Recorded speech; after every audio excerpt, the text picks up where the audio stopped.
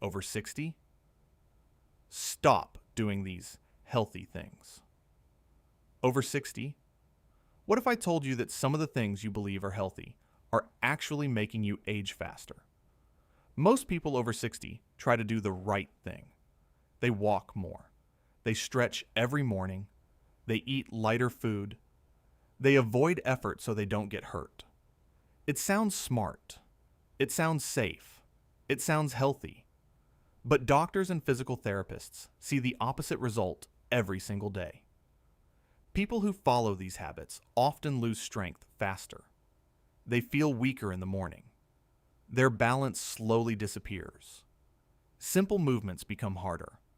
And independence fades, not because of age, but because of the wrong habits.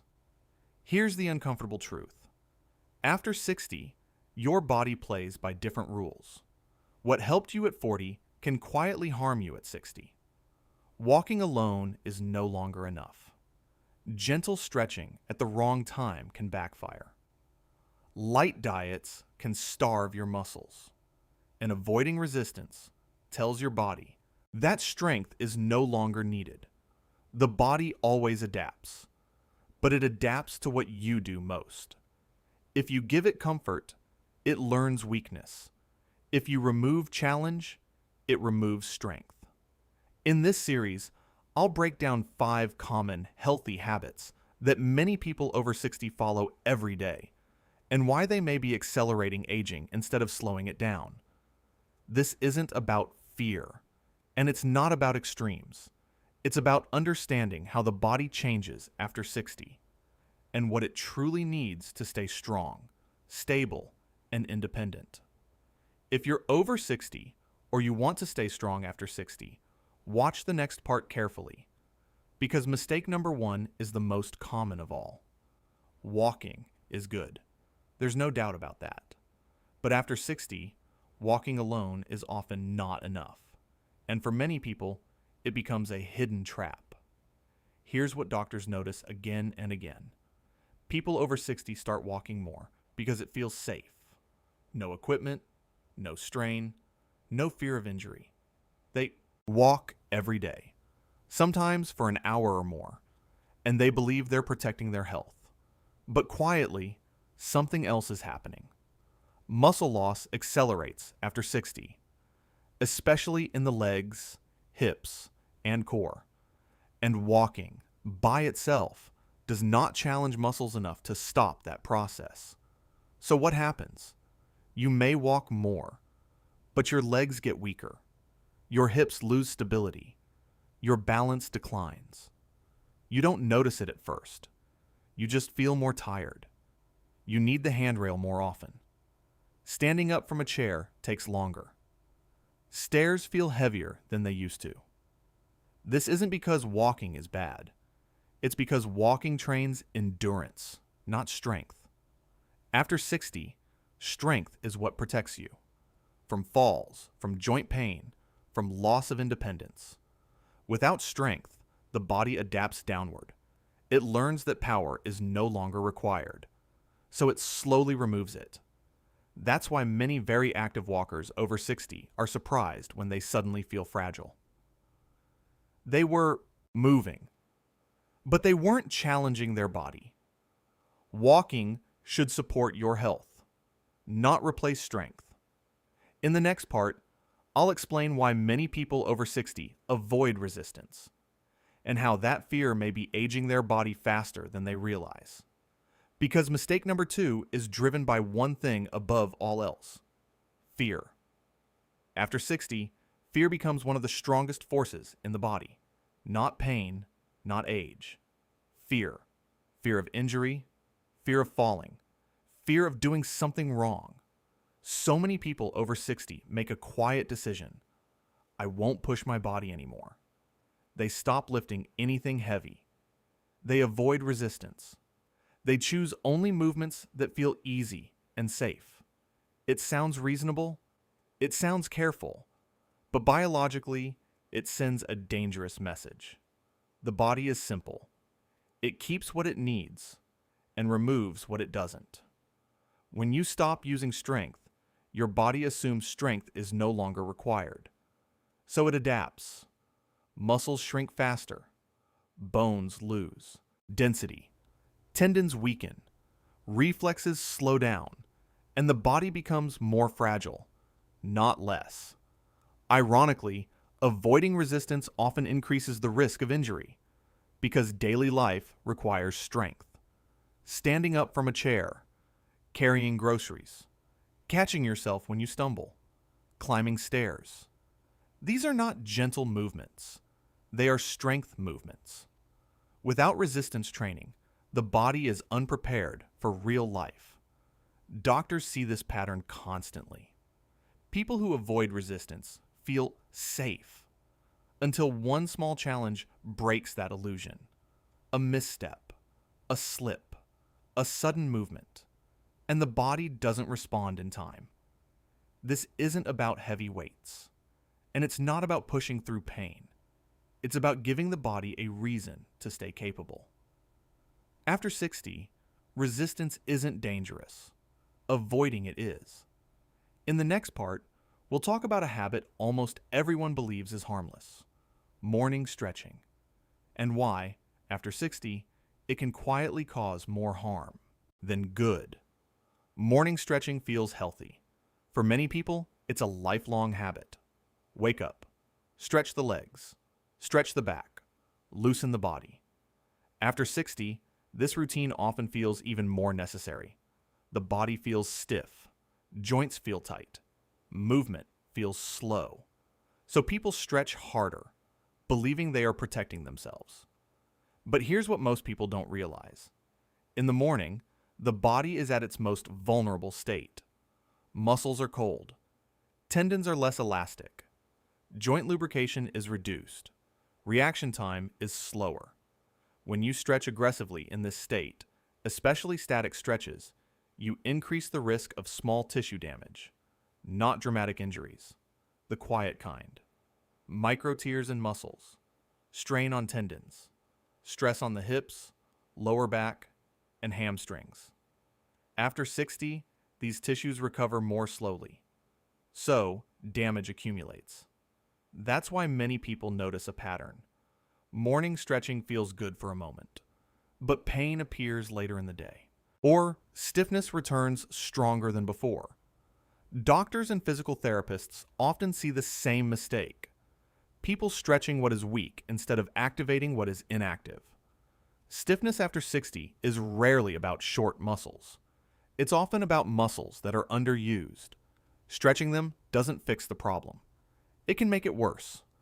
What the body actually needs in the morning is gentle activation, small movements, controlled range, blood flow before length. When you skip that step and go straight into deep stretching, you stress tissues that aren't ready yet. This habit doesn't show damage immediately. It works slowly, and that's what makes it dangerous. In the next part, we'll look at something even more common than stretching: sitting, and why resting more after 60 may be one of the fastest ways to lose balance and strength. After 60, many people believe they need more rest, and rest is important. But there's a difference between recovery and prolonged sitting. Doctors notice a common shift after 60. People sit longer because they feel tired more easily, because movement feels slower, because sitting feels safe. So they rest. They sit after breakfast. They sit during the day. They sit in the evening, and the body adapts. Sitting tells the body one thing: movement is no longer required.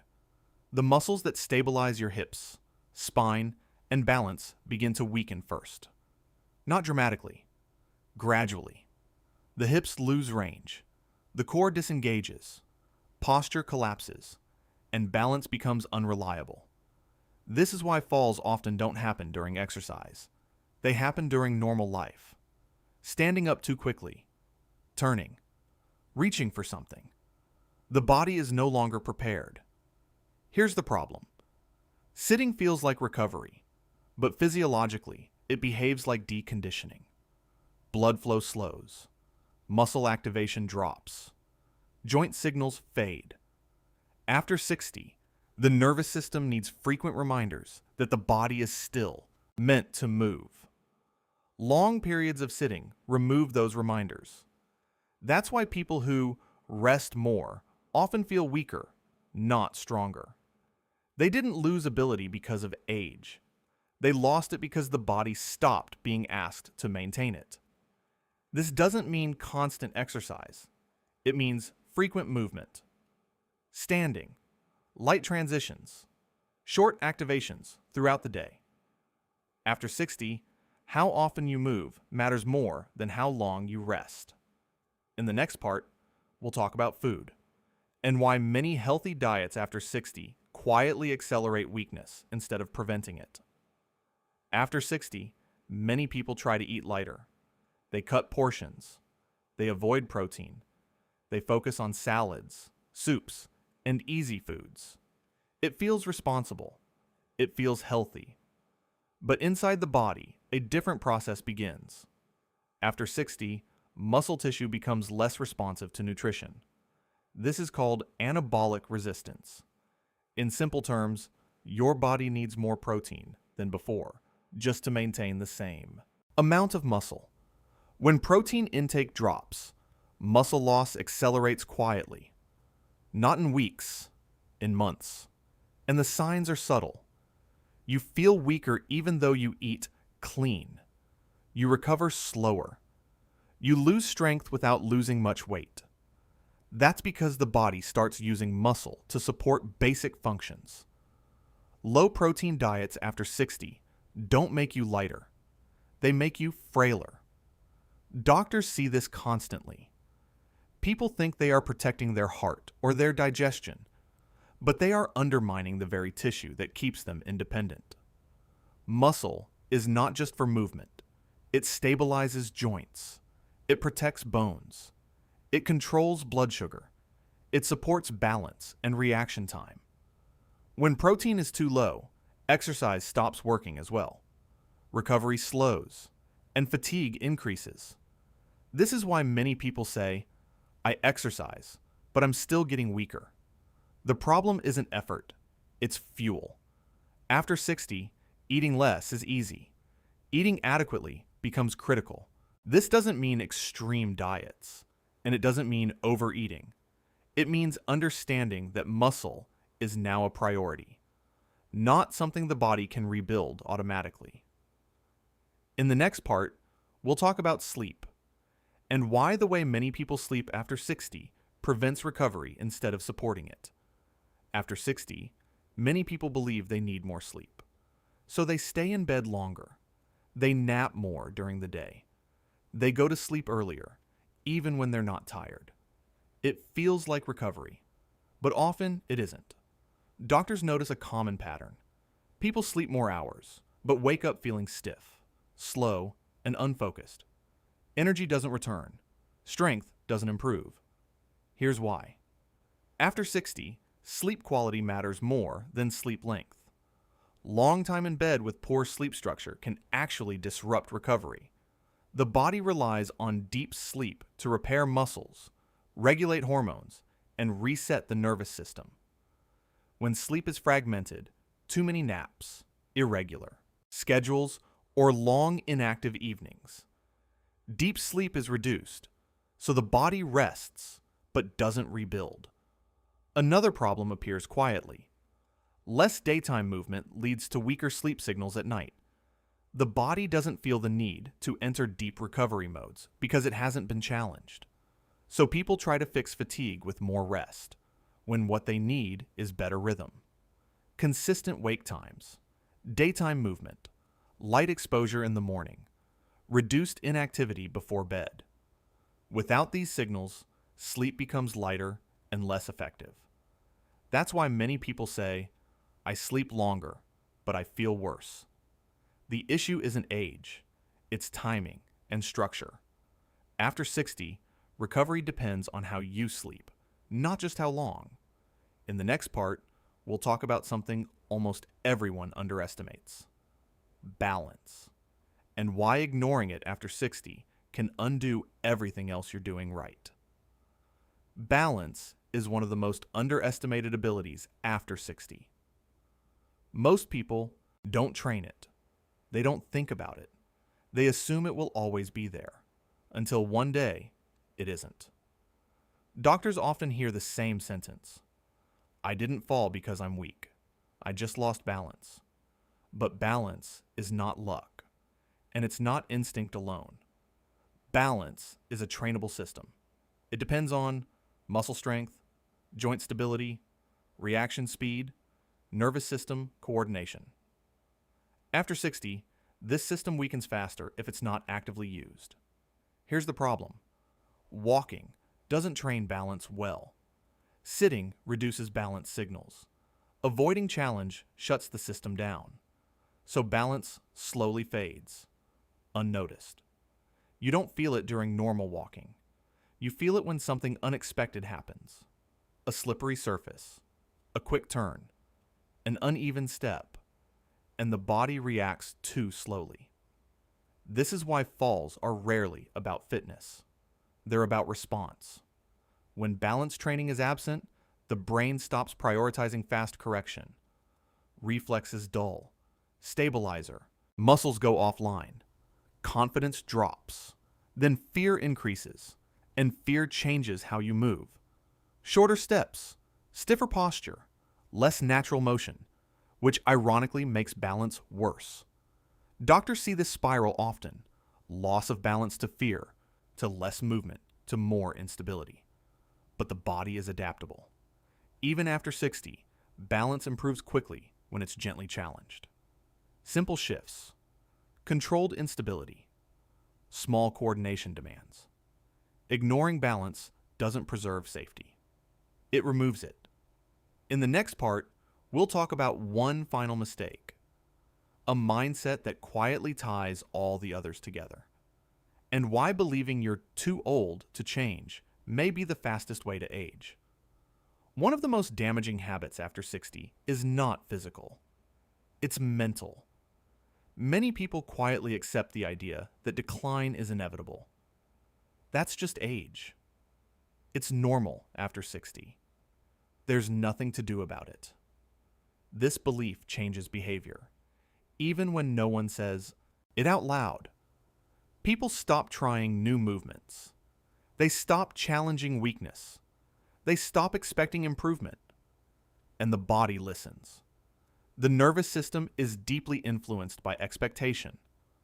When improvement is no longer expected, adaptation slows. Muscles respond less.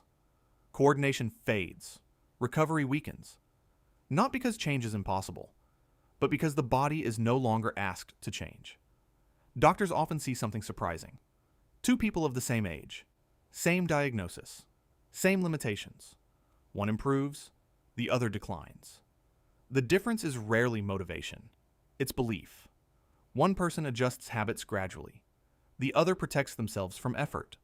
The body doesn't know age. It knows signals. Load, movement, challenge, recovery. When those signals stop, the body follows.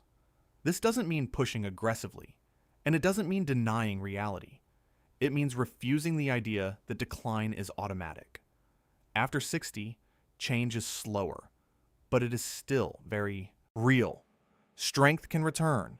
Balance can improve. Confidence can rebuild, but only if the body is allowed to remember how to adapt. In the final part, we'll bring everything together. Not with rules, not with fear, but with a simple framework for staying strong, stable, and independent after 60. After 60, health is no longer about doing more. It's about doing the right things.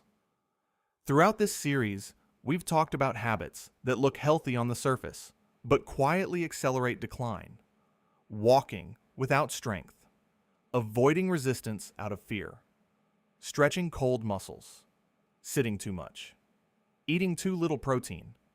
Resting without recovery. Ignoring balance. Believing change is impossible. Each one sends the same message to the body. You are no longer required to stay capable. And the body responds honestly. The solution isn't intensity, and it isn't extremes. It's signals. After 60, the body needs strength signals to preserve muscle and bone movement. Signals throughout the day balance challenges to maintain reaction and stability. Adequate nutrition to support repair. Structured recovery to rebuild, not just rest. When these signals are present, the body adapts, even later in life, not perfectly, not instantly, but reliably. Health after 60 isn't about fighting age. It's about cooperating with biology. Small, consistent challenges tell the body to stay engaged. They preserve independence. They reduce fear. They rebuild confidence. Most decline blamed on age is actually the result of removed signals. And signals can be restored. If you remember one thing from this series, remember this. The body does not shut down at 60. It simply responds to what you ask of it. Ask less, and it gives less. Ask wisely, and it continues to support you. This is not about turning back time.